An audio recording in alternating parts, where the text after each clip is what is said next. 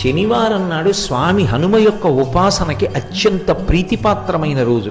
శనీశ్వర గ్రహాన్ని తన తోకకి చుట్టి ఆయన మీద శని యొక్క ప్రభావం లేకుండా చూసి శిక్షించినటువంటి వారు స్వామి హనుమ. హనుమని ప్రార్థన చేశాడు శనీశ్వరుడు, అయ్యా నీ చేత నేను ఇప్పటికే చాలా హింసింపబడ్డాను, నన్ను నీ తోక నుంచి విడిపించు, నీకేం కావాలో అడుగని అడిగాడు. అడిగితే స్వామి హనుమ శనీశ్వరుని నుండి ఒక మాట పుచ్చుకున్నారు, ఎవరు నాకు పరమ భక్తులై ఉంటారో అటువంటి వారి జోలికి నువ్వు వెళ్ళకూడదు. ఒకవేళ జాతకంలో శనీశ్వరుని యొక్క ప్రభావం చాలా విశేషంగా ఉండేటటువంటి వారు కూడా హనుమ యొక్క అనుగ్రహానికి నోచుకున్న వారైతే అటువంటి వారందరికీ కూడా శనీశ్వర గ్రహం యొక్క ప్రభావం విశేషంగా ఉండేటటువంటి అవకాశం ఉండదు.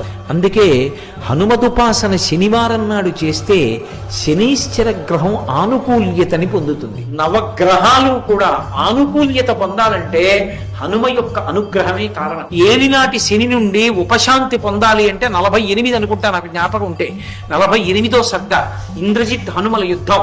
ఆ సర్గ పారాయణ చేస్తే ఏలినాటి శని ఉపశాంతి పొందుతుంది.